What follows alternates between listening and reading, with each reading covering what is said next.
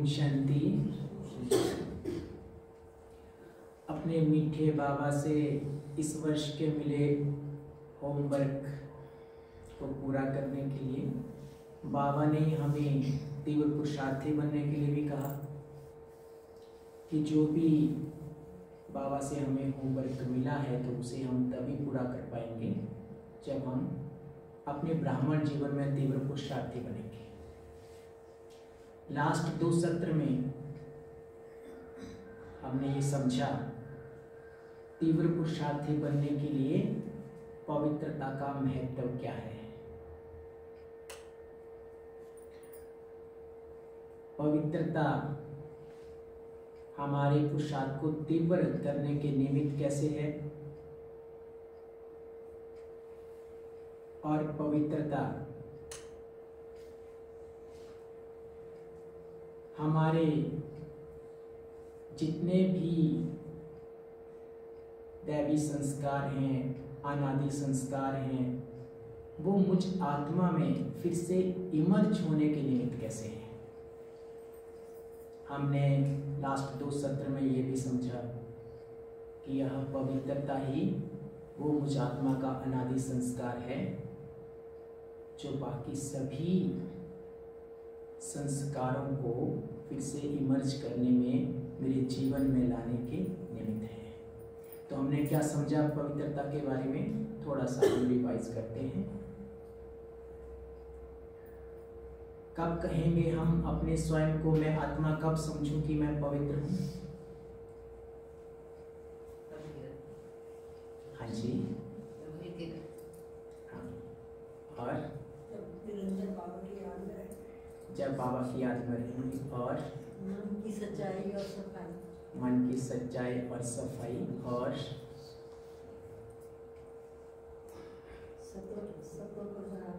सत्व प्रधान। जब मैं आत्मा अपने स्वयं को सत्व प्रधान स्वरूप में देखूं,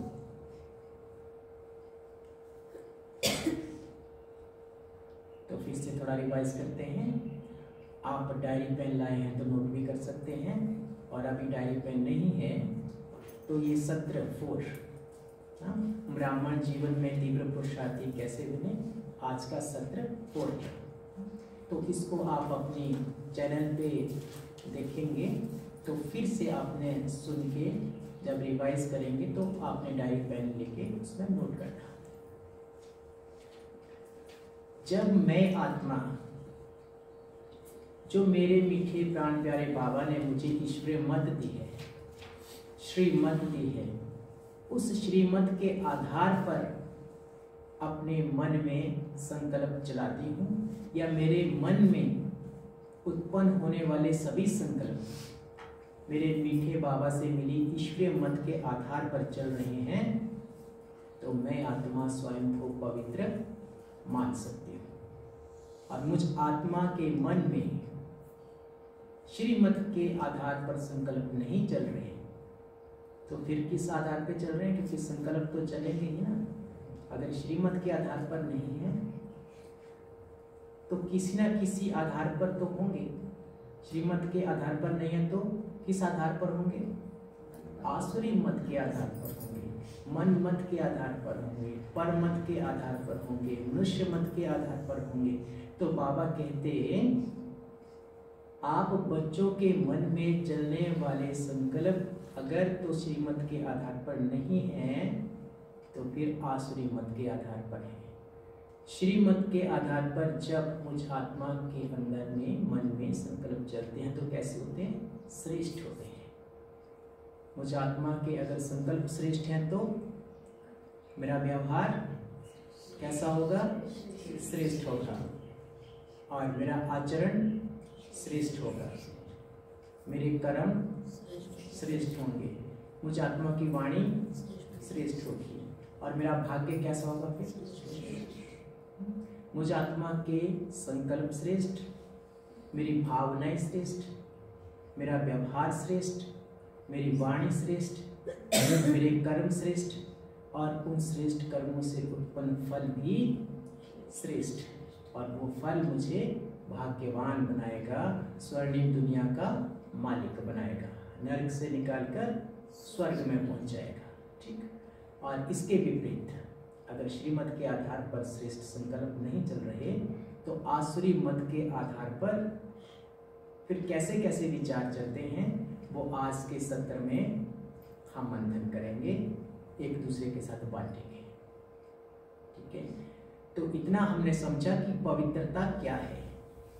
आगे ये पवित्रता के विषय को हम तब तक आगे मंथन करेंगे, उसको लेकर चलेंगे जब तक ये पवित्रता का संस्कार निज आत्मा का 100% इमर्स नहीं हो जाता। तो आगे हमने देखा कि जो पवित्रता का अर्थ समझ के हम चल रहे थे तो रिक्वायरमेंट मुझ आत्मा की क्या है, और अब तक हम ब्राह्मण, मेजॉरिटी ब्राह्मण जिसे पवित्रता समझकर वहीं भी अपना पुरुषार्थ रोक देते हैं, तो वास्तव में वो हमारी स्थूल पवित्रता है। वो हमने राजयोग के स्तंभ के आधार पर उसे समझा। Next slide.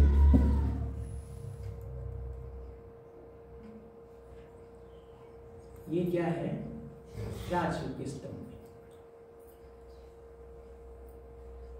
बैक पिछली स्लाइड।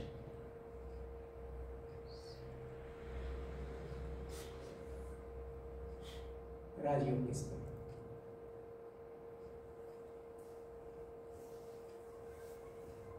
राजयोग के स्तंभ, इनको हमने लास्ट थर्ड सत्र में, थर्ड सेशन में बहुत अच्छे से समझा। आज का सेशन अच्छी रीति हमें समझ में आए तो आपने पहले के पार्ट 1, पार्ट 2 और पार्ट 3 उसको आपने अच्छी रीति से सुनना और समझना है। ये हमने पार्ट 3 में कवर किया, फिर भी हम रिवाइज करने के लिए थोड़ा इस विषय पे फिर से मंथन करते हैं। जब मैं आत्मा, मैं मीठे प्राण प्यारे बाबा का बच्चा, जब बाबा ने कहा कि आप मेरे बच्चे हो, और हमने भी बाबा को कहा हाँ जी बाबा हम आपके बच्चे हैं, तो बाबा ने कहा आपके बुलावे पे मैं आपको ईश्वरीय पढ़ाई पढ़ाने आया हूँ। यह ईश्वरीय पढ़ाई आपको स्वर्णिम दुनिया का महाराजा महारानी बनाएगी। हमने कहा जी बाबा हम पढ़ेंगे, हम पढ़ने के लिए तैयार हैं। तो बाबा ने कहा पढ़ाई के लिए कुछ नियम और धारणाएं होती हैं, तो आप पढ़ाइए, ईश्वरीय तभी पढ़ पाएंगे और इसमें संपूर्ण सफलता आप तभी पा सकेंगे जब वो नियमों का, उस अनुशासन का पालन करेंगे। ये आपका ब्राह्मणों वाला जीवन, क्योंकि अभी आप शूद्र से ब्राह्मण बनेंगे, क्योंकि मैं आपको शूद्रों से ब्राह्मण बनाने आया हूं। तो ब्राह्मण बनने के जो नियम हैं उनको आप फॉलो करेंगे तो आप ब्राह्मण बन जाएंगे। और ये ईश्वरीय पढ़ाई तभी शुरू होती है जब हम ब्राह्मण बनते हैं, क्योंकि बाबा ने हमें बताया आपके लिए कलयुग खत्म हो गया है, आपके लिए यह है सृष्टि का अमृत वेला, पुरुषोत्तम संगम युग, जिसमें आप आत्माएं पुरुषोत्तम बन रही हैं, बनती हैं। तो उसके लिए बाबा ने पहला नियम हमें बताया कि बच्चे पहले तो आप नहाइए। आप ये गंदी दुनिया में रहते रहते आप बच्चे बहुत गंदे हो गए हो, बहुत मैले हो गए हो, विकारों की, बुराइयों की बहुत कट आपके ऊपर चढ़ गई है। तो पहले उसको उतारने के लिए आपको स्नान करना है। और वो स्नान, हम तन का स्नान किससे करते हैं? जल से। तो मन का स्नान किससे होगा? ज्ञान जल से, है ना। तो मीठे प्यारे बाबा ज्ञान के तो सागर हैं, तो वो ज्ञान के सागर लेके नहीं आते, स्वयं ही आ जाते हैं। ज्ञान के सागर स्वयं ही अपना वतन छोड़कर, मूल वतन छोड़कर हम बच्चों के पास ये कांटों के जंगल में, छीछी दुनिया में आ जाते हैं और हमें कहते कि बच्चे बहुत सारा अथाह ज्ञान जल लेकर आया हूँ आपका स्नान करवाने के लिए, तो आप तैयार हैं? तो हमने बाबा को क्या कहा? हाँ जी बाबा हम तैयार हैं, आप कराओ। तो तो जो बच्चों ने तुरंत हाँ जी कहा, बाबा आप कराइए, सच में हमें हमारे ऊपर ये जो विकारों की कट चढ़ गई है, यह जो बुराइयों की मैल चढ़ गई है, इससे हमें स्वयं को भी बहुत बदबू आती है, औरों को तो छोड़िए, हमें अपने ही पुराने आसुरी संस्कारों से स्वयं के स्वयं को बहुत बदबू आती है। हम नहाना चाहते हैं, हम शुद्ध होना चाहते हैं। हे पवित्रता के सागर मीठे बाबा, हमें अपने ज्ञान यज्ञ से पवित्र कर दो, पावन कर दो। तो जो बच्चों ने तुरंत कहा, वो आदि रतन, हमारी दीदी, दादियाँ, वरिष्ठ भाई, इन्होंने यज्ञ में, स्थापना में हमारे प्यारे ब्रह्मा बाबा को कंधे से कंधा मिलाकर साथ दिया। तो उन सब आदि रत्नों ने बाबा को ये कहा और बाबा ने तुरंत ब्रह्मा बाबा सहित उनका ज्ञान स्नान कराना शुरू कर दिया। तो उनमें से हम भी तो हैं, हम भी तो बाबा को यही तुरंत कहने वाले बच्चे हैं ना कि बाबा हम पावन बनना चाहते हैं, हम पवित्र बनना चाहते हैं, हम शुद्ध होना चाहते हैं। मीठे बाबा पवित्रता के सागर, हमें पावन बना दो। तो बाबा ने कहा, वो ज्ञान रत्नों का स्नान करने के लिए मैं एक एक बच्चे के घर में जाऊं और घर में जाकर एक एक बच्चे के लौके घर में पहुंचकर आपको ज्ञान रत्नों का स्नान कराऊं, तो ये थोड़ा मुश्किल होगा। तो मैं आपका बाप आपके लिए क्या करता हूं, एक विद्यालय खोल देता हूं और उस विद्यालय में सिवाय पढ़ाई के और कुछ नहीं होगा। और मैं स्वयं ज्ञान का सागर आप बच्चों का स्नान कराने और आप बच्चों को पढ़ाने वो विद्यालय में आऊंगा। तो क्या आप वो विद्यालय में आने के लिए तैयार हैं? तो क्या कहा हम बच्चों ने, हाँ जी बाबा, क्यों नहीं। ये तो हमारे लिए अत्यंत सौभाग्य की बात होगी कि हमारे लिए आप स्कूल खोलेंगे। तो अभी आप कहाँ बैठे हैं, कहाँ बैठे हैं? थोड़ा ऊंची आवाज में बोलेंगे, कहाँ बैठे हैं? अपने ईश्वरीय स्कूल में बैठे हैं। और हमारे प्राण प्यारे बाबा हर दिन ज्ञान मुरली चलाकर, ज्ञान मुरली से ज्ञान रत्नों का स्नान बरसात ऐसी करते हैं कि हम ज्ञान रत्नों का स्नान करके पावन होते चले जाते हैं, पवित्र बनते चले जाते हैं। तो हमें कितनी लगन से, कितनी श्रद्धा से ये ज्ञान रत्नों से अपना स्नान करने के लिए कैसे भाग कराना चाहिए ना। तो राजयोग का पहला स्तंभ, इस स्तंभ पे बैठ करके हमने तपस्या करनी है, तो हम पावन बनेंगे।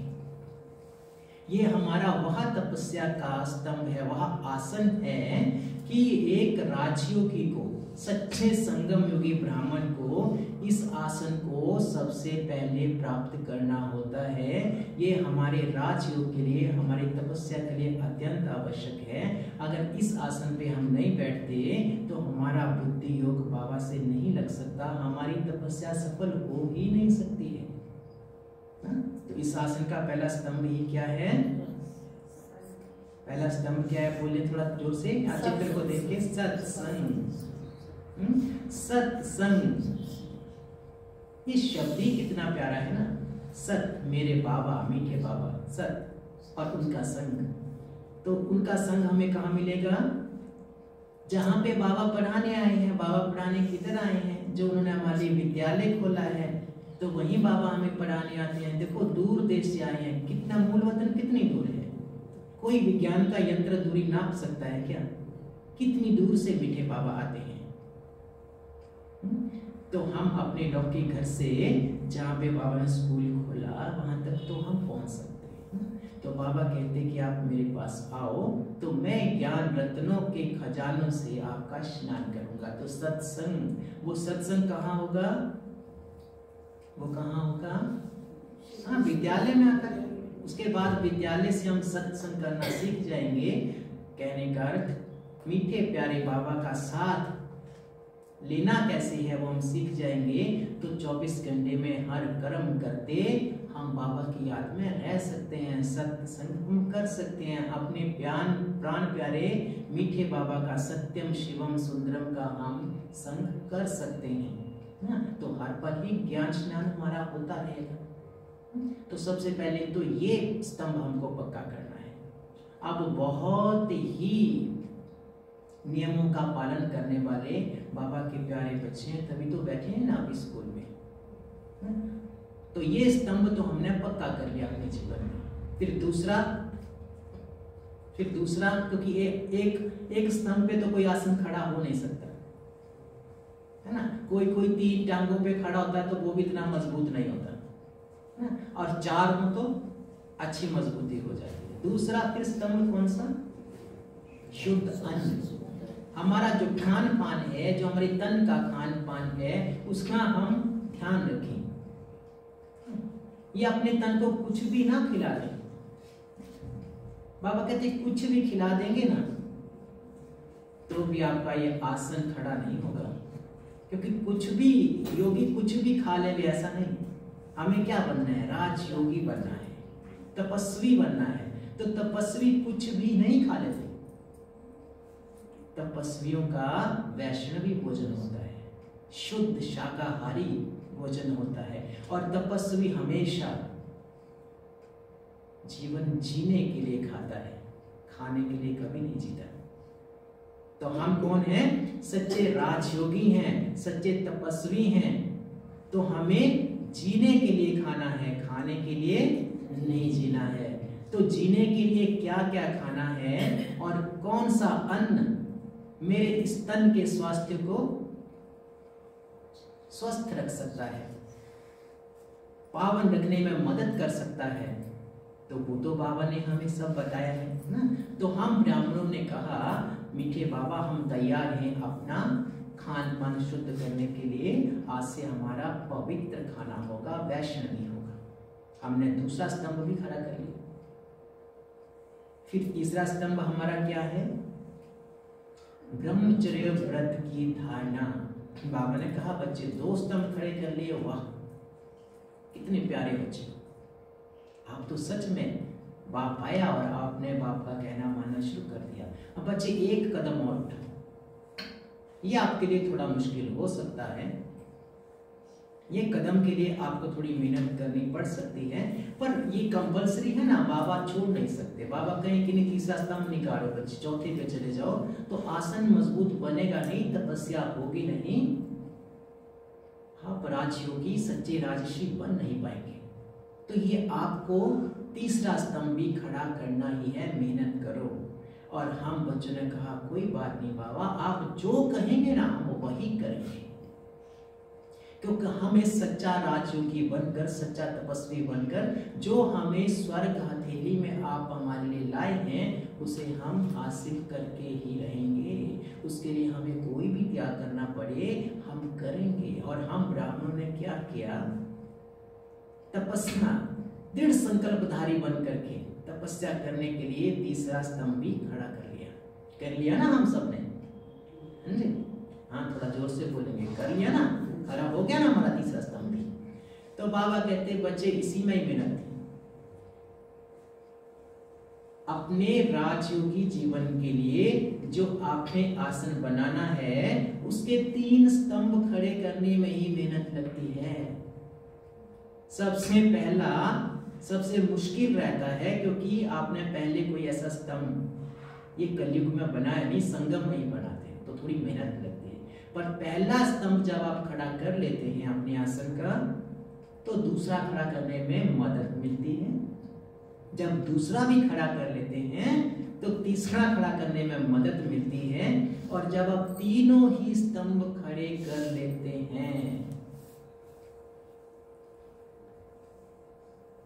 तो फिर आपको चौथा खड़ा करना नहीं पड़ता, वो अपने आप ही खड़ा हो जाता है, क्योंकि आपने ज्ञान मूल्य से नित्य प्रति स्नान करना शुरू कर दिया, सत्संग करना शुरू कर दिया। अब आप बाबा के साथ हर पल सत्संग करते हैं।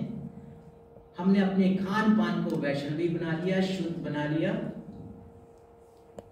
अपने जीवन में ब्रह्मचर्य व्रत की धारणा कर ली, तो दैवी गुण तो आने ही वाले हैं, वो तो स्वतः ही आ जाएंगे। अब हमारा यह आसन तैयार हो गया ना। अब हमारा ये आसन तैयार करने के बाद ये बहुत बड़ी प्रारब्ध है हमारे लिए। कि हमने तपस्या करने के लिए, राजयोगी बनने के लिए ये आसन बना लिया। अब यहां पर पहुंचकर हम थोड़ी भूल कर जाते हैं, है ना। अगर हमसे यह भूल हो रही है तो इसमें हमने तुरंत उसको ठीक करना है, और अगर भूल नहीं हो रही है तो अपने आप को शाबाश देनी है। भूल हम क्या कर जाते हैं? भूल हमसे ये होती है क्योंकि ये आसन को, जो कि हमने तपस्या के लिए बनाया है अपने पुरुषार्थ से, इसको अपनी अंतिम प्राप्ति मान लेते हैं कि जैसे ही हमने अपने जीवन में हर पल सत्संग करना शुरू किया, ज्ञान मूल्य हम रोज सुनते हैं, अमृत वेला हम रोज कर, जो भी ब्राह्मण जीवन में हमारे मीठे बाबा ने हमें धारणाएं बताई, वो सारी की सारी धारणाएं अब हम कर रहे हैं ना? हमने अपने जीवन में सत्संग को, अपने खान पान को, ब्रह्मचर्य व्रत को धारण कर लिया है। अब हमारे भीतर में दैवी गुण भी आने लगे हैं। अब हम इसे क्या समझ लेते हैं कई बार भूल से कि ये हमारी अंतिम लास्ट प्राप्ति हो गई। वास्तव में सच्चाई क्या है, तथ्य क्या है कि यहां से तो प्राप्तियां शुरू होती हैं, जिसमें हम अपना लक्ष्य मान गए कि हमने तो लक्ष्य को प्राप्त कर लिया। ये लक्ष्य को प्राप्त हमने नहीं किया, यहाँ से तो जो बाबा हमें देने वाले हैं, यहाँ पहुंच के तो वो लक्ष्य की प्राप्तियां शुरू होती हैं। इस आसन पे बैठ के तो तपस्या शुरू होती है। अब हमने क्या किया कि बहुत बार हम भूल क्या कर जाते हैं कि ये अंतिम प्राप्ति होगी तो फिर हम पुरुषार्थ छोड़ देंगे, हम यहीं तक ही सीमित हो जाते हैं। इसमें ऊपर का हम सोचते नहीं कि हमें तो प्राप्ति होगी, अब तो हम श्रेष्ठ ब्राह्मण बन गए। तो जब हम इसे अंतिम प्राप्ति समझ लेंगे तो कई बार हम एक दूसरे से अपनी तुलना करना शुरू कर देते हैं। देखो, अब तो हमने ब्राह्मण जीवन में सब कुछ धारण कर लिया,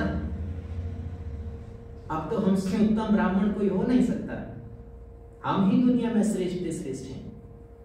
तो अहम जगने लगता है सिर्फ, है ना। अभी क्योंकि जो संपूर्ण पवित्रता है उसको हासिल करने के लिए तो ये आसन बनाया हमने, पर हम भूल गए कि अभी भी हम संपूर्ण पवित्र नहीं हैं। ये जो पवित्रता हमने धारण की, ये भी पवित्रता का एक हिस्सा है, लेकिन इसे हम संपूर्ण पवित्रता नहीं कह सकते। अभी तो हमने क्या किया, संपूर्ण पवित्र बनने के लिए एक आधार बनाया है, और यह जो पवित्रता है स्थूल पवित्रता है। ये हमारे देह, हमारे तन, हमारी ये कार, हमारी ये शरीर से जुड़ी हुई है। अब तक हमने सत्संग करना शुरू किया, बहुत अच्छी बात, हम चल चल करके ज्ञान मूल्य सुनने आ रहे हैं। हमने अपने खान पान को शुद्ध किया, तो किसका खान पान शुद्ध किया? तन का ना। हमने ब्रह्मचर्य व्रत का भी पालन करना शुरू कर दिया, और हम अब संपूर्ण ब्रह्मचारी हैं। तो ये भी किसकी शुद्धता है? ये भी तन की शुद्धता है। हमें कौन सी शुद्धता को धारण करना है? मन की शुद्धता को, पावनता को ना। और पवित्रता कहाँ आएगी? तन में आएगी कि मन में आएगी? किसका संस्कार है? ये तन का है या मुझ आत्मा का है? मुझ आत्मा का है।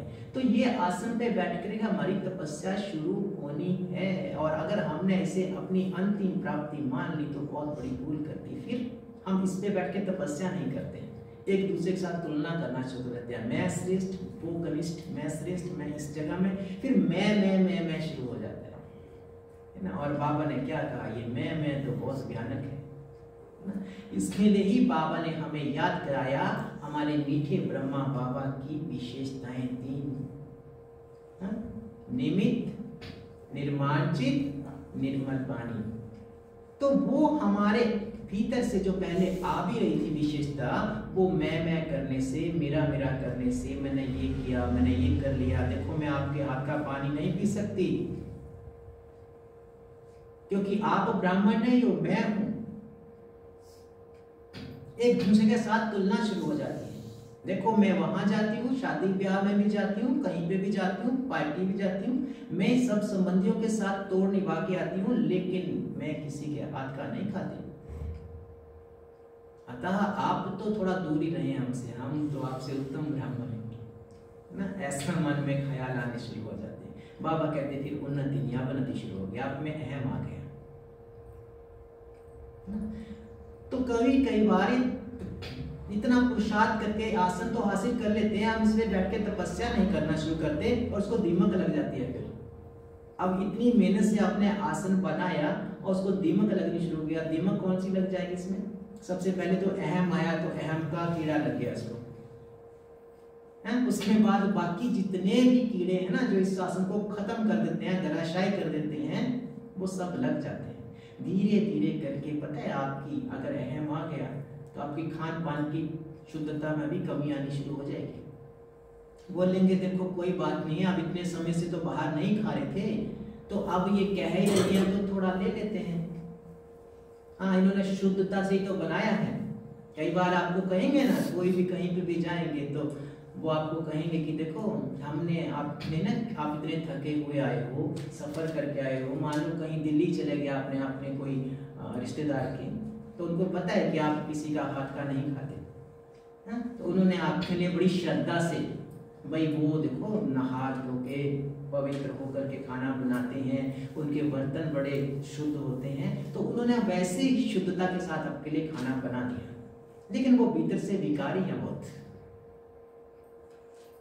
उन्होंने नहा धो के खाना बनाया आपके लिए, शुद्ध बर्तनों में बनाया, लेकिन वो विकारी मनुष्य है, वो रिश्तेदार आपके विकारी हैं। जैसे आप थके हुए पहुंचे सफर करके, तो उन्होंने देखो बहन जी, जैसे आपकी धारणा है ना वैसे ही हमने बनाया। आप थके हुए आएंगे ना तो आपके प्रति हमारे मन में शुभ भावना थी, तो इसलिए हमने बड़ी शुद्धता से आपके लिए बनाया, तो आप खाएंगे। अब आप आपके लिए तो धर्म संकट में पड़ गया, तो क्या करेंगे? क्या करेंगे भाई? इतनी श्रद्धा से बना के रखा है इन्होंने, अब इनका दिल टूट जाएगा हमने नहीं खाया, क्या करेंगे? क्या करना चाहिए? अगर आपने अपने इस आसन पे बैठ के तपस्या करना शुरू नहीं की ना, तो आप उनकी जो श्रद्धा है ना उसका भाड़ा देना शुरू कर देंगे। अब ये थके भी हुए हैं, इनका मन भी देखो खट्टा हो जाएगा, दिल टूट जाएगा, तो क्या फर्क पड़ता है? इतने समय से हम खा ही तो रहे हैं खुद अपने हाथ से बना के, तो आज खा ही लेते हैं दृष्टि देकर। अभी दृष्टि तो पावरफुल था, होगी ना जब इस आसन पे बैठ के तपस्या करेंगे। और अगर इस आसन पे बैठ के तपस्या शुरू हो गई ना, तो आपको कहीं दृष्टि की आवश्यकता नहीं पड़ेगी। क्या करना चाहिए ना? हमें वहां पे कुछ भी परिस्थिति आ जाए, कुछ भी आ जाए, हमने कमजोर नहीं पड़ना है। उनकी भावना भी ना टूटे हमारे प्रति, उनको कष्ट भी ना पहुंचे। क्या कर सकते हैं हम? बड़ी श्रद्धा से उन्हें कह सकते हैं कि देखो आपने इतने प्यार से हमारे लिए खाना बनाया ना, ये प्यार के आपके वाइब्रेशन तो हमें हमारी ट्रेन में ही महसूस हो रहे थे। हमें लग रहा था कि आप हमको याद कर रहे हैं। हमें बहुत आपके जो प्यार के वाइब्रेशन है, जो प्यार का जो आपका खजाना है, इससे तो हमारा पेट जो है वो यहाँ पहुंचते पहुंचते ही भर गया, सफर में ही भर गया, है ना? सबसे महत्वपूर्ण चीज क्या है जो आपके प्रति देखो कितना श्रद्धा से आपने बर्तन भी चेंज कर दिया हमारे लिए, इतना आपने किचन साफ किया हमारे लिए। वाह, कितनी शुद्धता अनुभव हो रही है आपके किचन में, बहुत अच्छा। हम पता क्या चाहते हैं? अब हम ये चाहते हैं कि इसको थोड़ा रिफाइन करें और आपके लिए और इसको पावरफुल बनाएं। उन्होंने मान लो लहसुन प्याज से रहित ही खाना बनाया है, तो आप क्या करेंगे? आप उनके लिए ये कहेंगे कि हम इसको रिफाइन करेंगे, हम मेडिटेशन करेंगे, इसको दोबारा गर्म करेंगे, इसको थोड़ा मॉडिफाई करेंगे। आप उनके लिए इसको मॉडिफाई कीजिए, आप थोड़ा सा फिर से गर्म कीजिए, कुछ उसमें आप मिलाना चाहते हैं आप उसमें मिलाइए, है ना? थोड़ा और अच्छा उसको बनाना चाहते हैं तो उसमें टेस्ट डालिए। टेस्ट कौन सा डालेंगे? बाबा के साथ बुद्धियों को जोड़ लीजिए और उसको फिर से रिफाइन कीजिए। और साथ ही साथ आप ये कहें कि ये जो आपने खाना बनाया ना, बहुत बहुत ही टेस्टी, इसकी तो खुशबू से लग रहा है कि ये बहुत टेस्टी है, देखने से ही लग रहा है ये बहुत टेस्टी है, पर थोड़ा ना मैं परहेज से खाती हूँ ना, ये वाला खाना तो हमारे सेहत को सूट नहीं करता ना। तो अगर आप बुरा ना माने तो हमने मन से इसको स्वीकार कर लिया और पूरी श्रद्धा से इसमें हमने मेडिटेशन करके मीठे बाबा से शक्ति लेके वो ट्रांसफर कर दी है, तो हम बहुत फीका हल्का फुल्का खाना लेते हैं। उनके सामने बिल्कुल फीका हल्का फुल्का बनाइए, उनको लगे हाँ भाई इन्होंने कुछ धारणाएं अपने जीवन में किया, उनके तन को यही सूट करता होगा, तो हम इनको क्यों, आपने अपने स्नेह से, अपने सतोगुणी स्वरूप से उन्हें इतना प्रभावित कर दिया, उनको वही चाहिए था, और उन्हीं के बनाए हुए खाने को आप उनको परोस देंगे, उसके बाद श्रद्धा से जाना तो पड़ता है ना इस कार्य में। फिर बाबा की याद में आप अपने लिए ज्यादा अगर ना बना सको, आप सफर में बहुत ही ज्यादा थक गए हैं, तो भी आप अपने लिए एक रोटी बनाकर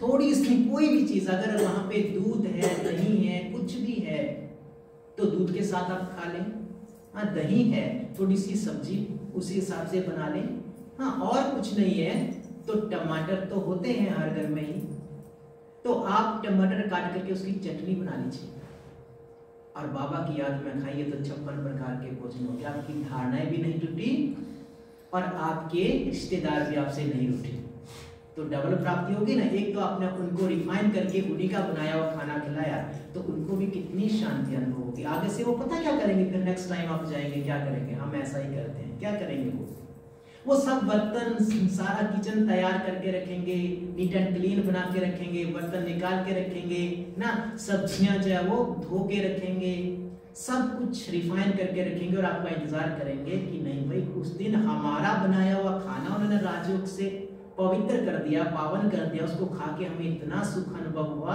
अगर वो बनाएंगे भी वही आके तो कितना अच्छा होगा। अगर आप, बाबा कहते हैं अगर आप बच्चे नियम में पक्के रहोगे ना, अपनी धारणाओं में पक्के रहोगे, हर कोई आपकी दिल से पूजा करेगा,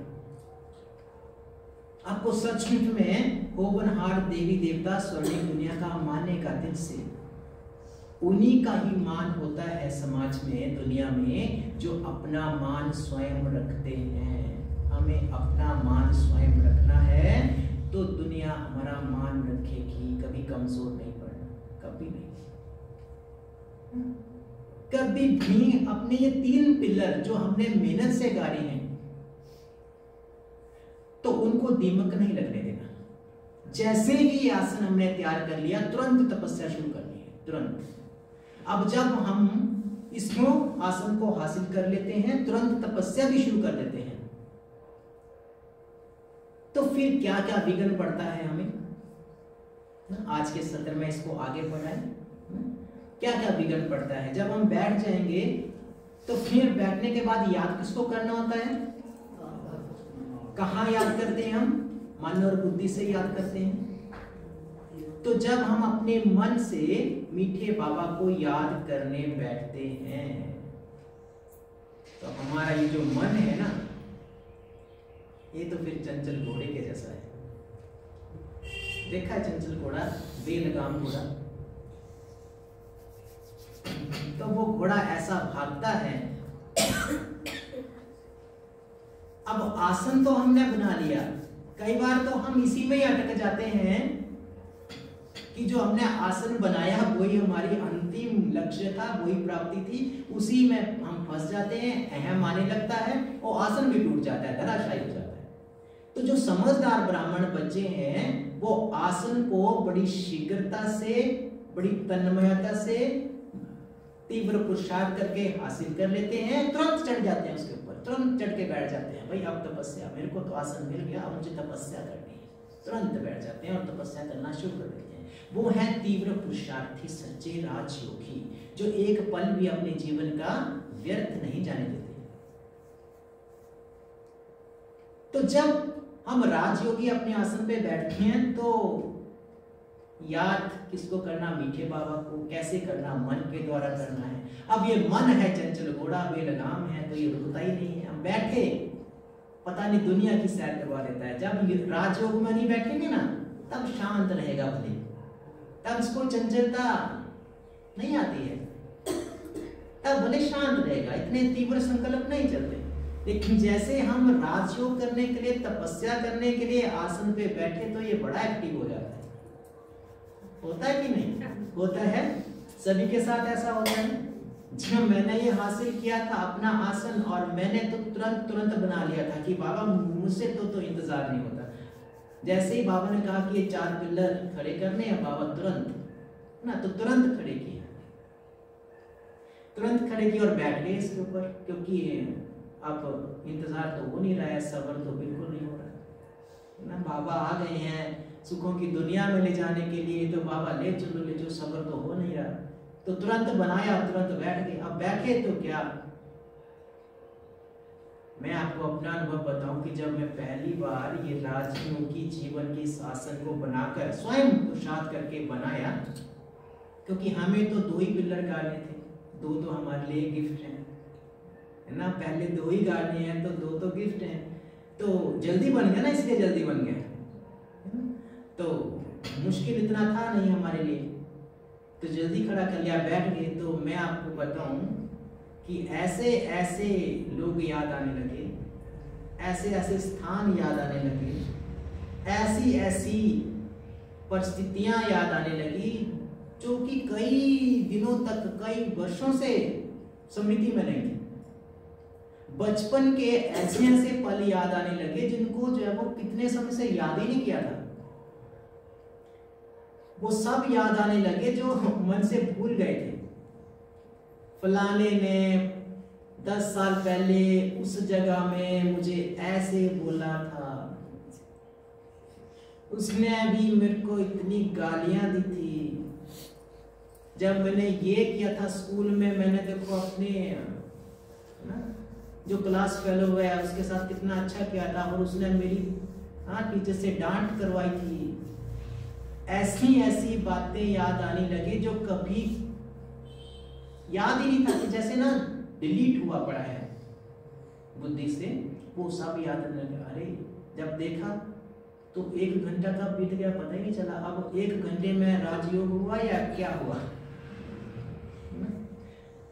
तो जब देखा तो राजयोग करके बाबा के साथ बुद्धि योग लगा के बाबा कहते कि मन शांत हो जाएगा, आप सतो प्रधान बन जाएंगे, आपकी उन्नति होगी।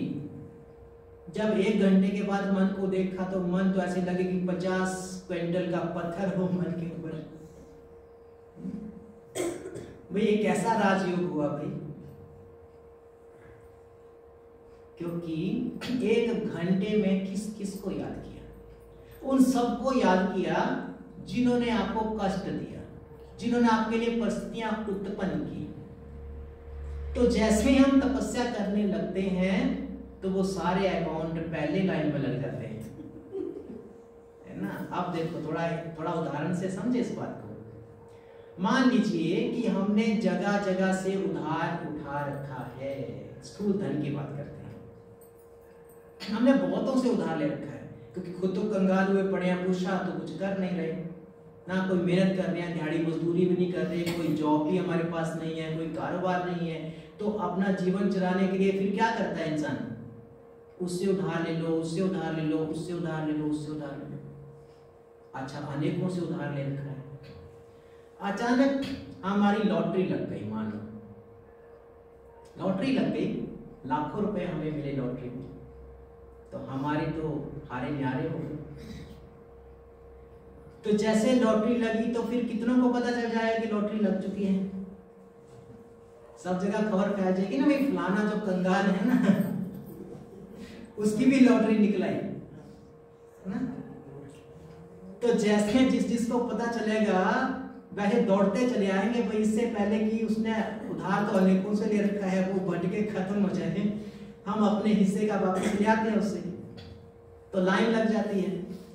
ऐसे ही जब हम ब्राह्मण बच्चे ब्राह्मण बनते हैं, शुद्ध से ब्राह्मण बनते हैं, अपना ये आसन तैयार करते हैं, उससे पहले तो हम शुद्ध ही थे ना, कंगाल, एकदम कंगाल।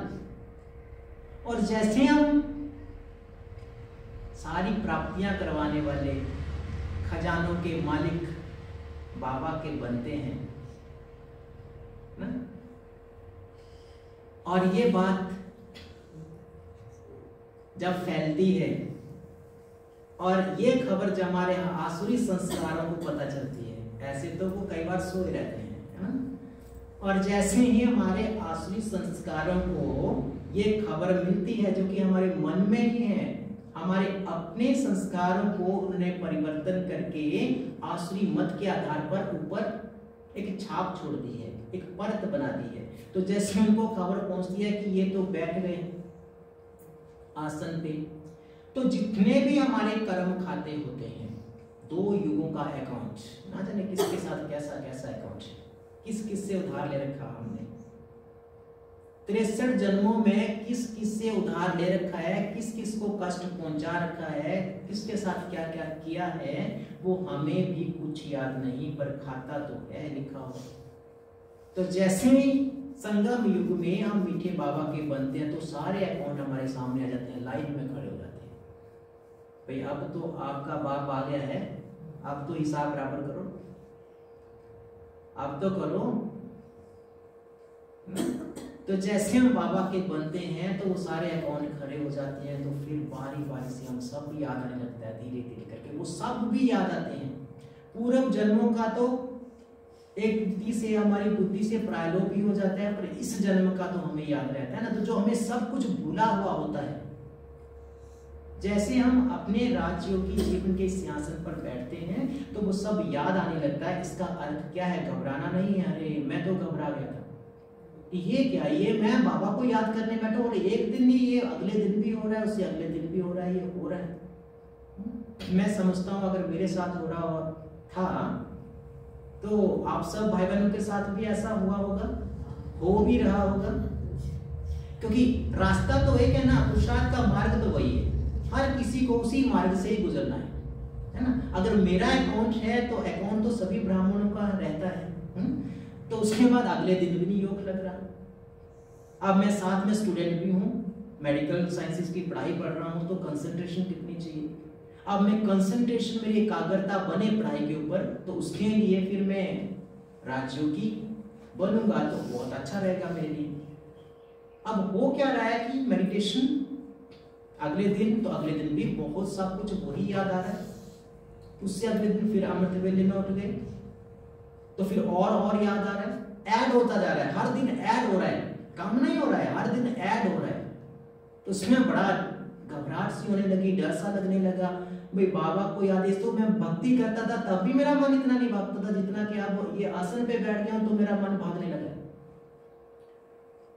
तो एक दिन, क्योंकि मैंने छोड़ा नहीं कि मुझे अमृत वेला तो करना ही, चाहे कोई भी याद आए, तो बाबा को कहा मैंने एक दिन, बस बाबा को कहा, बाबा ये तो देखो कौन कौन याद आता, आप तो आते ही नहीं हो, याद तो आपको करना है। मेरे विकार, मेरे अंदर की बुराइयां, मेरे अंदर की कमी कमजोरियां, वो तो आपकी याद से टूटनी है। मैं तो रावण को ही याद करता रहता हूँ सारे अमृत वेले में। बुद्धि योग मेरा उसके साथ लग रहा है, तो मैं पावन बनूंगा कैसे? कैसे मैं आत्मा पवित्र बनूंगी? तो आप मार्ग बताओ मुझे, क्योंकि आप टीचर हैं, आपसे बुद्धि योग लगाना है, तो आप ही मार्ग बताओ मुझे। तो बाबा ने ये एहसास कराया, बच्चे ये अकाउंट्स हैं, ये तो आएंगे सामने, आप दृढ़ संकल्पधारी बने रहो। अब अपने अनादि संस्कारों को स्मृति में लाओ। आप हो कौन? आप अपने आप को पहले खुद को याद करो। आप खुद को देह समझ रहे हो ना, इसलिए देह की दुनिया सब याद आ रही है। अब आप क्या करो, अपने ओरिजिनल स्वरूप में आओ, अपने को चैतन्य ज्योति बिंदु आत्मा स्थिर करो। जब आप ऐसा करने में सफल हो जाएंगे तो आपको अपनी सूक्ष्म दुनिया याद आने लगेगी और आपका योग लग जाएगा। और फिर मैंने दृढ़ संकल्पधारी बन करके वो करना शुरू किया, तो अपने आप सब होने लगा। फिर अपने अनादि संस्कार स्मृति माने लगे, उनके प्रति मैंने सम्मान धारण करना शुरू किया।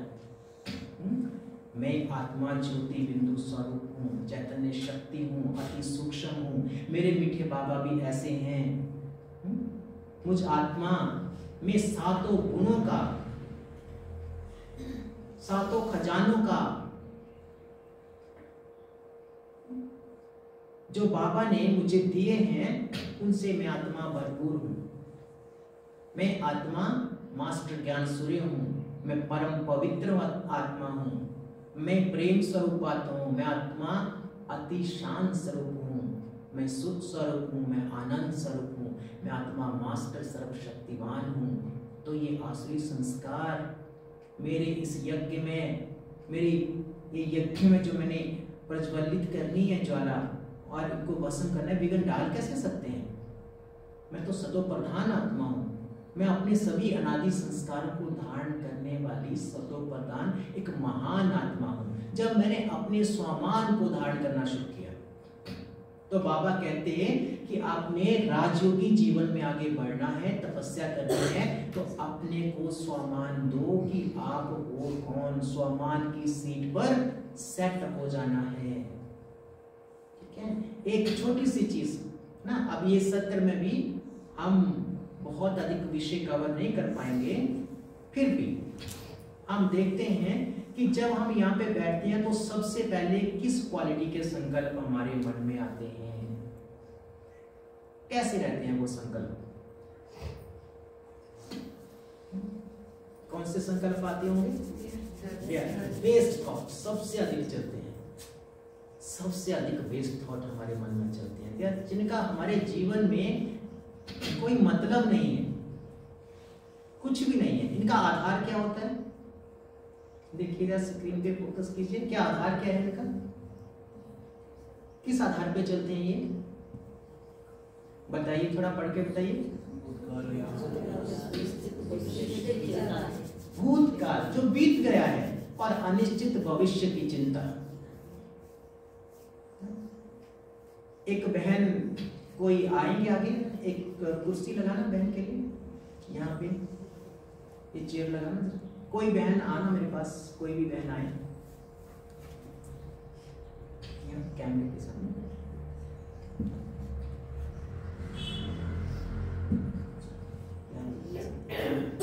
आए कोई बहन, कोई एक बहन आई।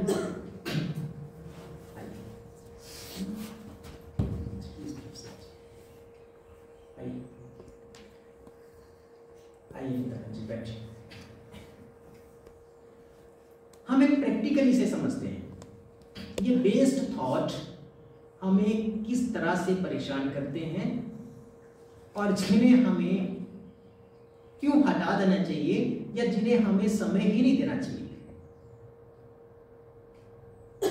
कई बार हम किन किन चीजों को होल्ड करके बैठे होते हैं और अपने राजयोगी जीवन को हम बहुत डिस्टर्ब करते हैं। स्वयं की तपस्या में स्वयं ही बिगड़ जाते हैं।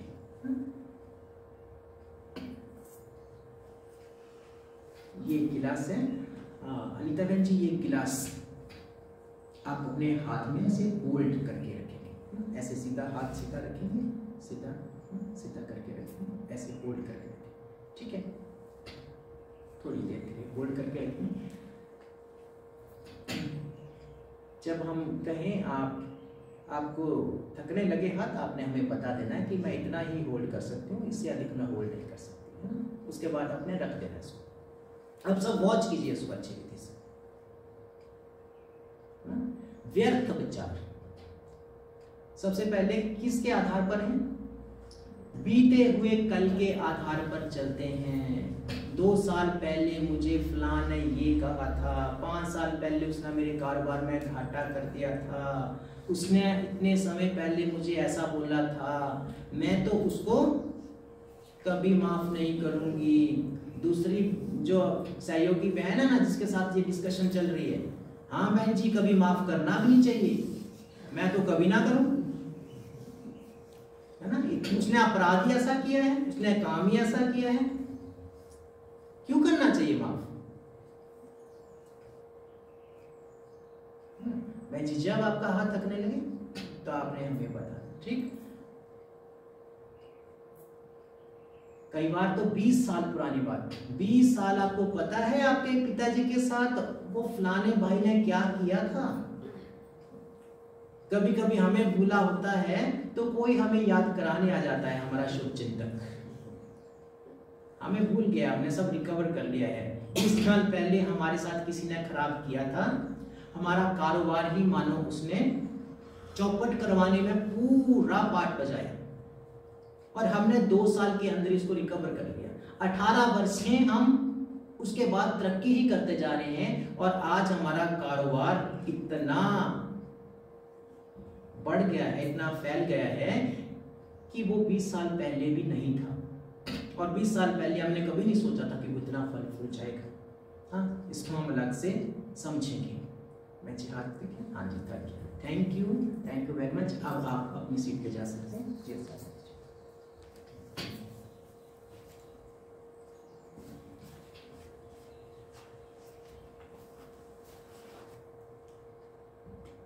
कितनी मिनट बहन जी ने ये गिलास को होल्ड किया होगा हाथ में?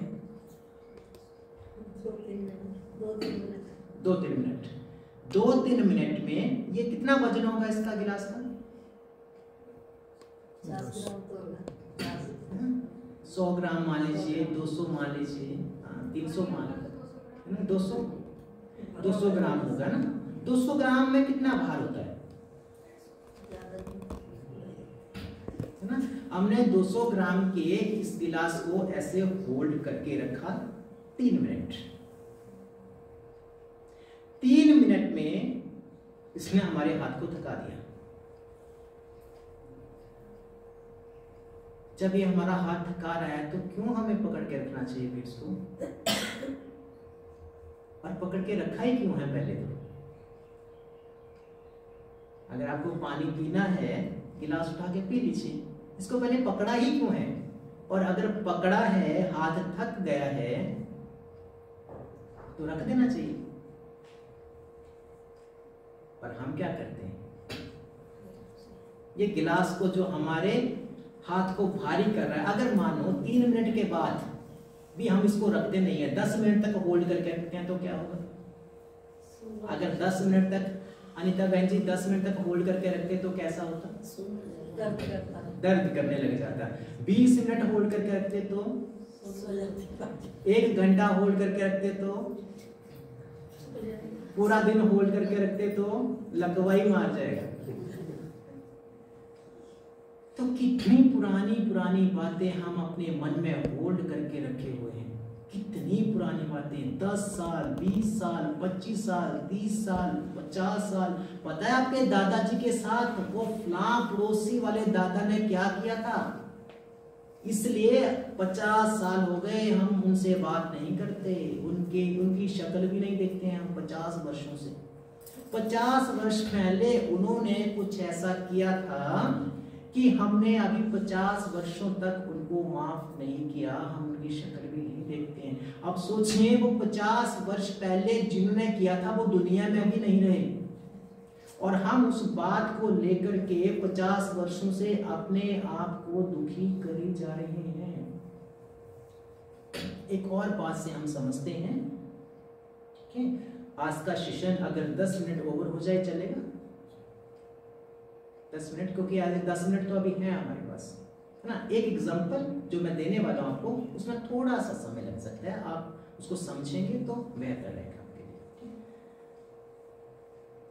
मानिए अभी मैं यहाँ हूं और कोई भी बहन, जैसे अनीता बहन जी को मैंने इधर बुलाया, ऐसे आप में से कोई भी एक बहन भाई को मैं खड़ा कर दूं और उनको मैं ये कुछ भी जो मैं खराब से खराब आपके लिए बोल सकता हूं, और वो एब्यूजिंग भी है, उसमें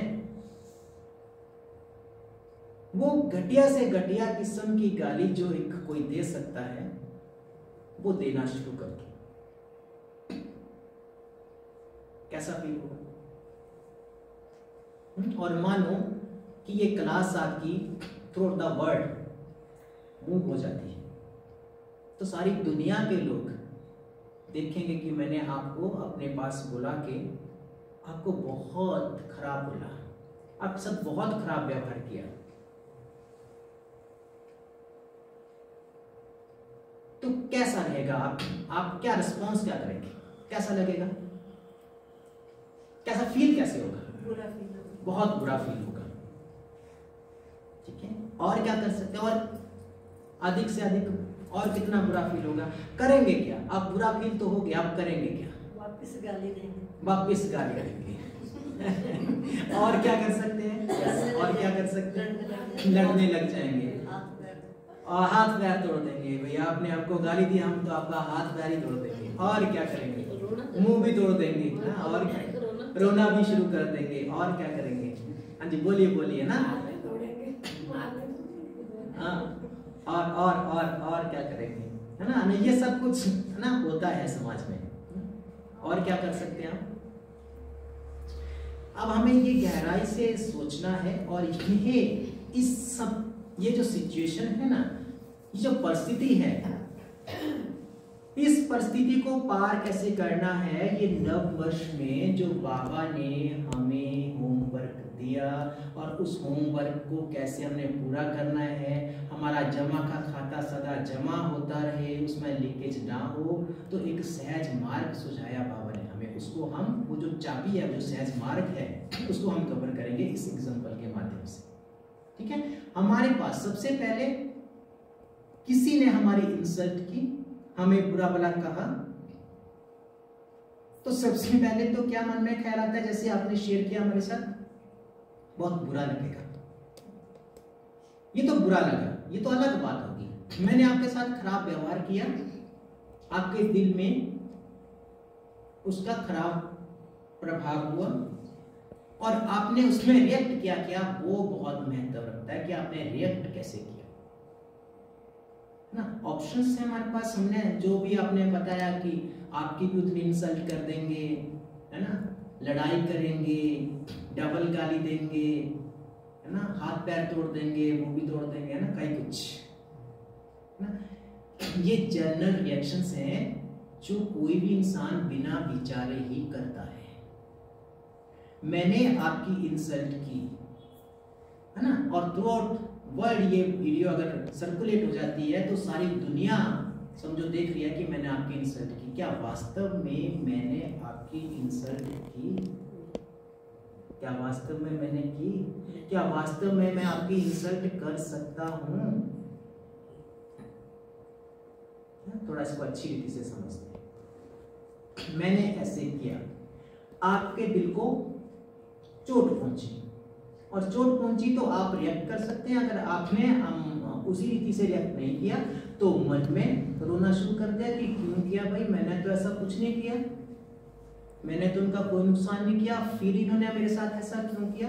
भीतर भीतर रोएंगे, क्रोध आएगा, और उसके बाद यहाँ कुछ नहीं कहेंगे तो यहाँ से जाने के बाद कहेंगे, जो भी सामने आएगा उस सबको कहेंगे, सबको बताएंगे इसने मेरे साथ ऐसा व्यवहार किया, उन्होंने मेरे साथ ऐसा व्यवहार किया, है ना। ये मन में फीलिंग आएगी, ये सब हम बोलते रहेंगे। क्या कोई और ऑप्शन हो सकती थी? क्या कुछ और कर सकते थे? उसको रहम खा सकते, उस पे रहम खा सकते थे। और बताइए अब थोड़ा विपरीत हो गया ना, हम रहम खा सकते थे, और क्या कर सकते थे? चुप भी रह सकते थे, और क्या कर सकते थे? चले जाते, और क्या कर सकते थे? और क्या? अनसुना कर देते, और क्या कर देते? किनारा कर लेते, और क्या कर लेते? बोलिए बहुत अच्छा बोलिए। और क्या कर सकते हैं? शुभ भावना रख सकते थे। मुख्य बात देखो, जब मंथन करने लगते हैं तो हर परिस्थिति का हल निकल आता है। शुभ भावना रख सकते थे। अब कोई तो हमारी सारी दुनिया के सामने इंसल्ट कर रहा है, उसके प्रति शुभ भावना रखना।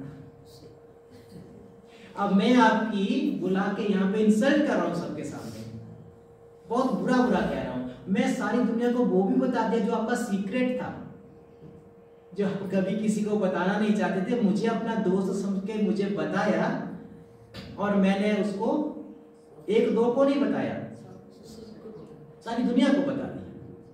और फिर मैं आपसे आज रख रहा हूं कि आप मेरे प्रति शुभ भावना रखें। हाँ, देखिए अनीता बहन जी ने बहुत अच्छा कहा कि उसके प्रति शुभ भावना हमें रखनी है। कैसे रखेंगे? कैसे सोचेंगे कि हिसाब किताब अपने में होगा तभी कहा। हाँ, ये भी एक बहुत अच्छा पॉइंट है कि उसके साथ हिसाब किताब था, वो सामने आया तो चुप तो हुआ। क्या उसमें साक्षी भाव भी हो सकता है ना। तो ये सब आपने शुभ भावना रखी उसके प्रति, तो क्या आपकी उस शुभ भावना में 100% पावनता लानी है तो कैसे लाएंगे वो हम समझेंगे। शुभ भावना में रखी, उसको माफ कर दिया, तो क्या जो उसने मुझे हर्ट किया उस चोट को मैं सहन कर पा रहा हूं? क्या भूल पा रहा हूं मैं उस चोट को? क्योंकि जब उसने मुझे खड़ा किया, जब मैंने आपको यहाँ खड़ा किया और सबके सामने आपकी इंसल्ट कर दी, तो क्या उस पल को बोलना आपके लिए सहज होगा? उस इंसल्ट को बोलना सहज होगा? उसके बाद उसको याद करके मेरे प्रति शुभ भावना रखना क्या सहज होगा? अगर हम सोच चुके आत्मा हूं मैं, अगर बॉडी नहीं समझा, बॉडी से देख तो भी देख कोई कारण देख। हाँ, ये बहुत गहरी बात, और यही बाबा ने भी सहज मार्ग बताया है ना। देखो एग्जाम्पल से समझते हैं। सबसे पहले अब मैं यहां से उठूं, स्टेज और आपके बीच में सीढ़ियां हैं, मैं उठ के चल रहा हूं और एक कोई स्टेप मेरे से मिस हो गया और मैं गिरने को हो गया, तो क्या करेंगे आप सब? मैं गिरने लगा हूं तो क्या करेंगे? बताइए, थोड़ा ऊंची आवाज में। संभालेंगे। और ये जैसे मैं गिरने लगा, अभी बल्कि मैं आपकी इंसल्ट करके उतर रहा हूं नीचे ना, और फिर भी मैं गिरने लगा, तो सारी बातें भुला के आप सबसे पहले ऑटोमेटिक उसके लिए सोचेंगे भी नहीं। आप, ये संस्कार है मुझ आत्मा का, सोचेंगे भी नहीं हम कि भाई जी को संभालना है। आप तुरंत खड़े होंगे और अपना हाथ फैला देंगे आगे कि मैं ना गिरूं। ये मेरा संस्कार है। जब मैं यहां से आपकी इंसल्ट कर रहा हूं, आपको बुरा भला कह रहा हूं, तो इसका मतलब मैं अपने संस्कारों से गिर चुका हूं, तभी तो मैं ऐसा कर्म कर रहा हूं। तो जैसे स्थूल रूप से आप मुझे गिरने नहीं देंगे, अब जब मैं आपकी इंसल्ट कर रहा हूं तो मैं मानसिक रूप से गिर रहा हूं। जब हम स्थूल रूप से गिरते हैं तब हम किसी को गिरने नहीं देते, क्या गिरने देंगे? या क्या हम उसके साथ स्वयं गिरेंगे? क्या करते हैं? संभालने का प्रयत्न करते हैं, हम स्वयं नहीं गिरते। तो जब मैं मानसिक स्तर पे गिर रही हूं, मैं आत्मा, तो क्या आप मेरे साथ गिरेंगे या मुझे संभालेंगे? जब मैं आपको बुरा भला कह रहा हूं, सबके सामने आपकी इंसल्ट कर रहा हूं, तो मैं स्वयं तो गिर रहा हूं। तो क्या मुझे संभालने की जगह में आप ही मेरे साथ गिरेंगे? क्या आप मेरे साथ वैसा ही व्यवहार करना जैसे मैं आपके साथ कर रहा हूं, वो स्वयं भी मेरे साथ गिरना हो गया। जब हम स्थूल रूप से दूसरे को संभालने के लिए कभी नहीं गिरते, तो इसी संस्कार को हमने अपने सूक्ष्म पुरुषार्थ में भी उपयोग में लाना है कि जब कोई अपने संस्कारों से गिर रहा है, मानसिक स्तर से गिर रहा है, तो हमें गिरना नहीं, क्योंकि हम गिरे हुए नहीं हैं, हम संभले हुए हैं। तो हमने तुरंत समझ लेना है कि ये भाई जब हमें ऐसा बोल रहा है ना, तो ये आत्मा अंदर से स्वयं ही बहुत दुखी है। क्या कोई खुश है बहुत, शांत है बहुत, सुखी है बहुत, आपकी तब इंसल्ट करेगा? आपको बुरा भला कहेगा? अगर कोई आपको बुरा भला कह रहा है, कुछ भी कह रहा है, उसमें वो स्वयं भीतर से बहुत दुखी है। जब वो भीतर से बहुत दुखी है, तो हम ब्राह्मण आत्माओं का, जो बाबा के सुखदायी बच्चे हैं, तो क्या उनका कर्तव्य बनता है? हम उसको गिरने से रोकें सबसे पहले तो, उसको गिरने से रोकें सबसे पहले तो, और उसके बाद उसको ऊपर उठाएं अपनी भावनाओं से।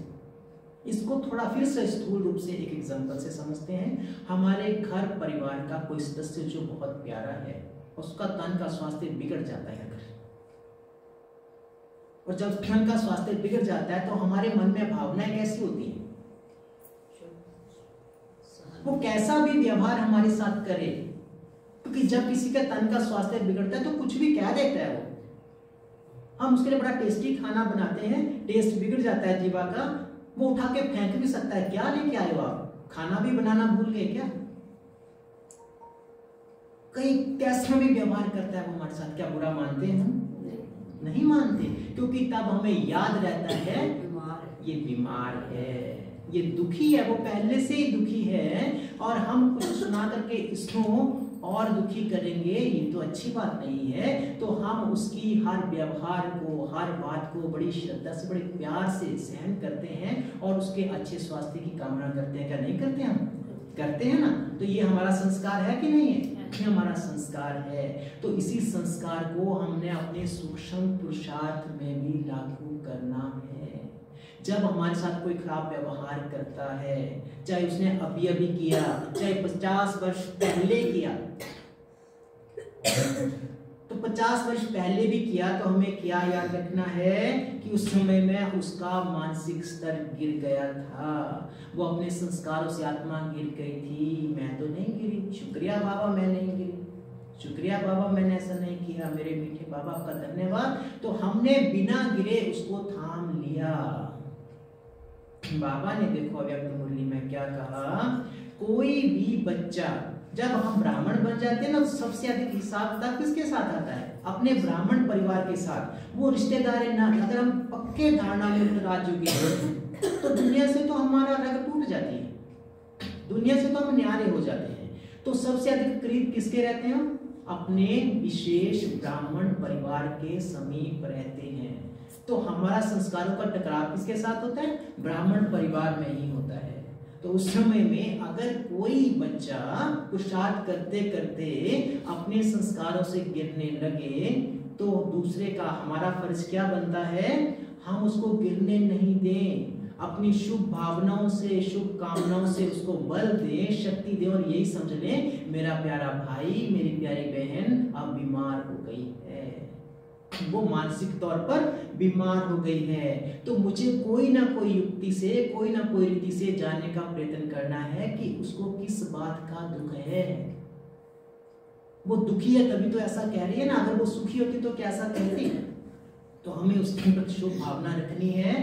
ऐसा नहीं कि उसने जो व्यवहार किया तो मैं ब्राह्मण बच्चा भी उसके साथ वैसा ही व्यवहार करूं तो मैं भी गिर गया, फिर दोनों ही गिर गए, फिर हम दोनों का वो तीसरा उठाएगा कोई, है ना। तो हमने क्या करना है, बिना गिरे उसको थाम लेना है और उसको ऊपर उठाने में मददगार बनना है। तो उसके लिए बाबा ने क्या कहा कि कोई भी बच्चा, कोई भी ब्राह्मण बच्चा, चाहे वो कितनी भी क्रोधी आत्मा, ये नए वर्ष की अव्यक्त मुरली को फिर से रिवाइज करना और तब तक रिवाइज करते रहना अपने, जब तक कि वो होमवर्क हमारा पूरा नहीं हो जाता। बार बार रिवाइज करना है, बार बार रिवाइज करना है। तो बाबा ने कहा कि उस आत्मा के प्रति जिसने हमारे साथ व्यवहार अच्छा नहीं करती, बहुत क्रोधी भी है, बड़ी कड़वी भी है वो आत्मा,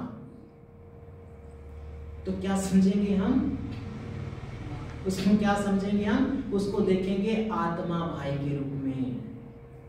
हाँ, जैसे कि नेतागंज ने बताया आत्मा दिखनी है। तो भीतर में जो आत्मा है ना बाबा का प्यारा बच्चा, वो प्योर सोल है, वो तो बिल्कुल प्योर डायमंड है, कि चमकता हुआ सितारा है, उसमें ये कट नहीं है।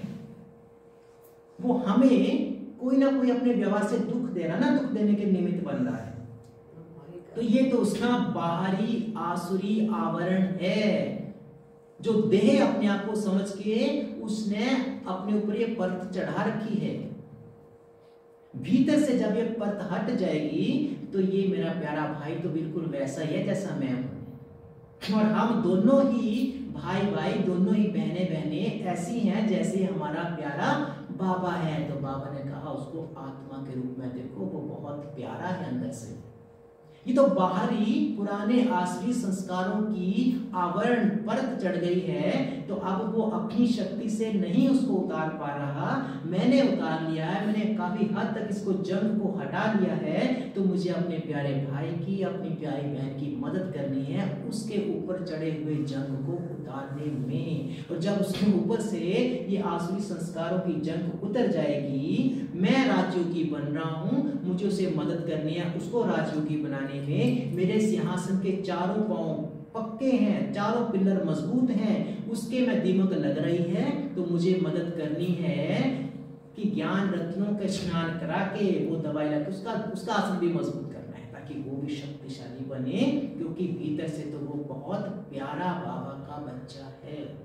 ऐसे रीति से हम देखेंगे तो बाबा कहते किसी को भी माफ कर देना आपके लिए अति सहज हो जाएगा। और वास्तव में उसके व्यवहार से जो मैंने अपने भीतर में चोट को अनुभव किया, तो क्या मैं इसके अलावा भी कुछ कर सकता था? मैं खुश हो सकती, खुश हो सकता, मेरे कर्म जो है वो चुकतो हो रहे हैं, हिसाब बराबर से देख ना, ये हम कर सकते। देखो किसने मेरे साथ कैसा व्यवहार किया ये उसकी पावर है, मैंने आपकी यहां बैठ के इंसल्ट की, ये मेरी पावर है। मैंने अपनी पावर का उपयोग किया, आपकी इंसल्ट की। अब वो जो मैंने व्यवहार आपके साथ किया, जो आपको बुरा भला कहा, उसमें मुझे दुखी होना है या नहीं होना है, ये किसकी चॉइस है? ये मेरी चॉइस है। अब मैं भीतर से दुखी ना हूं तो कोई मुझे दुखी कर सकता है? कोई दुखी कर सकता है? ये मेरी चॉइस है। देखो, हमें कोई दुखी नहीं कर सकता, कभी कोई हमें दुखी कर ही नहीं सकता। दूसरे का व्यवहार अगर हमें दुखी करता है, इसका अर्थ क्या है कि हमने अपनी पावर उसके हाथ में थमा दी। कभी कभी है ना, कोई हम कोई हमारे सामने आए और भाई बहुत बहुत खुश लग रहे हो आज आप, बहुत खुश, तो स्वतः मन से निकलता है भाई बात ही कुछ ऐसी है इसलिए मैं खुश हूं। फिर कभी हमें दुखी देखे कोई, भाई दुखी, बड़ा चेहरा आपका उड़ा हुआ है, चेहरा मुरझाया हुआ है, क्या बात है? भाई बात ही ऐसी है, दुखी होने वाली बात है। अगर हमारे मन की अवस्था किसी बात के वजह से दुखी गिरती है या उठती है, तो बाबा कहते फिर तो हम कभी खुश रह ही नहीं सकते। क्या हमारा आंतरिक, जो हमारे अंदर का वातावरण है, वो बाहर के वातावरण के ऊपर निर्भर करता है? कभी कहते हैं मैं इसलिए दुखी हूं ना क्योंकि वातावरण नहीं, इतना धूप नहीं निकल रहा है काफी समय से, धुंधी धुंध चाहिए, इसलिए मैं दुखी हूं। क्या बाहरी परिस्थितियां हमारे आंतरिक वातावरण को प्रभावित कर सकती हैं? कर सकती हैं। भीतर का वातावरण मेरी चॉइस है, बाहर की परिस्थितियां मेरे हाथ में नहीं है, वो कुछ भी हो सकती हैं, कोई भी सिचुएशन बन सकती है। मैंने आपके साथ खराब व्यवहार किया, ये आपकी सिचुएशन है, आपके लिए परिस्थिति उत्पन्न हो गई। अब इस परिस्थिति से मुझे दुखी होना है या दुखी नहीं होना है, ये मेरी चॉइस है। क्योंकि अगर हम इस रीति से नहीं करते तो कोई भी आएगा हमें कभी भी दुखी करके चला जाएगा। कोई भी आएगा हमारे साथ कुछ भी थोड़ा सा खराब व्यवहार करके, मैं दुखी, किसने मेरे साथ अच्छा व्यवहार किया मैं सुखी ना। तो भीतर से मुझे देखना है कि किसी ने व्यवहार खराब किया, कुछ भी किया, मुझे दुखी होना या नहीं होना वो मेरी चॉइस है। और मुझे अपनी चॉइस जो मेरे लिए उत्तम है, सबसे अच्छा है, मुझे उसी पे फोकस करना है ना। उसने व्यवहार खराब किया तो इसका, और मैं दुखी हो गया और मैंने भी वैसा व्यवहार किया, तो पता क्या अर्थ निकलता है? अर्थ ये निकलता है, खराब कर्म किसने किया? खराब कर्म किसने किया? मैंने किया। मैंने आपकी इंसल्ट की, मैं अपने संस्कारों से गिर गया, मैंने खराब कर्म किया और उसकी सजा कर्म खराब किसका है? कर्म किसका खराब है? मेरा। और आप क्या कर रहे हैं?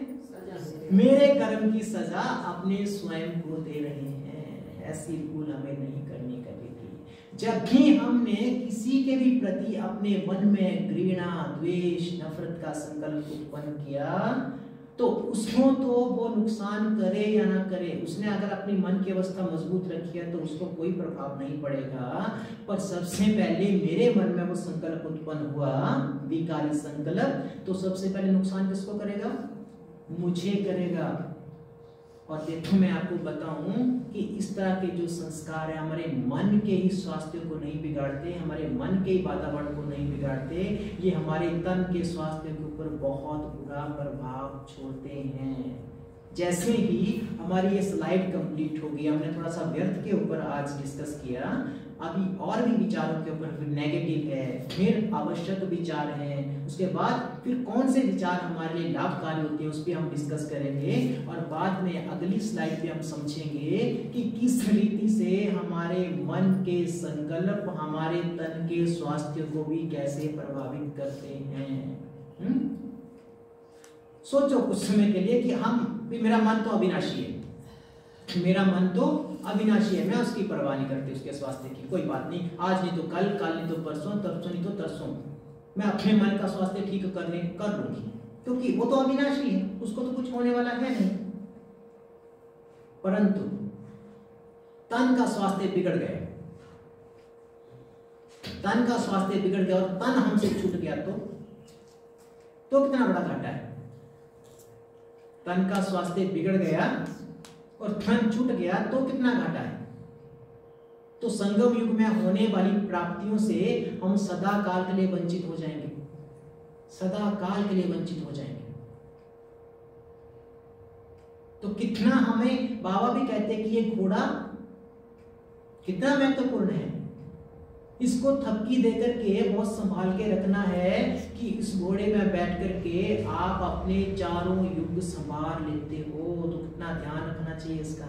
तो मेरे मन के संकल्प ही इसमें स्वास्थ्य को बहुत प्रभावित करते हैं। हम चाहते हैं कि हमारा तन स्वस्थ रहे, हमें कभी डॉक्टर की दवाई ना खानी पड़े, कोई तरह की बीमारी इसको ना रखे, तो हमें अपने मन के विचारों के ऊपर विशेष अटेंशन देने की जरूरत है। अगर हमने अपने मन के विचारों को श्रीमत के आधार पर बना लिया, बाबा की मत के आधार पर बना लिया, तो हमारा तन ये कभी बीमार हो नहीं सकता। क्योंकि अगर हमारे मन के संकल्प श्रेष्ठ हैं, बाबा की श्रीमत के आधार पे है, तो मन कभी बीमार नहीं होगा। और जब हमारा मन कभी बीमार नहीं होगा तो तन बीमार हो ही नहीं सकता। इसमें विपरीत हो जाएगा। मान लो कि कई तरह की 50 बीमारियां हमारे तन को लग चुकी हैं, लेकिन अभी हमें पता नहीं लग रहा, और हमने अपने मन के विचारों को श्रेष्ठ बना लिया, श्रीमत के आधार पे बना लिया, तो 50 की 50 बीमारियां गुप्त ऋषि कब खत्म हो जाएंगी हमें पता ही नहीं चलेगा। और इसमें लिए तो देखो हमारे अति आदरणीय सूरज भाई जी कितने प्रैक्टिकल करवाते हैं, है ना, ये पक्के मजबूत प्रैक्टिकल्स हैं। तो क्या हम चाहते हैं कि हमारे घोड़े को कोई नुकसान पहुंचे? ये संगम युग का घोड़ा बहुत महत्वपूर्ण है हमारा, ये हमारा रथ, हमारा ये तन, हमारी ये देह, क्योंकि इसमें बैठ करके हमने पुरुषार्थ करना है ब्राह्मण जीवन में, तो इसके स्वास्थ्य का ध्यान रखना अत्यंत आवश्यक है। उसके लिए हमें अपने मन के विचारों की क्वालिटी को चेक करते रहना होगा पल पल। इसी विषय को तीव्र पुरुषार्थी बनने के लिए जो ये विषय पे हम मंथन कर रहे हैं, ये जारी रहेगा। It is continued for the next session part 5।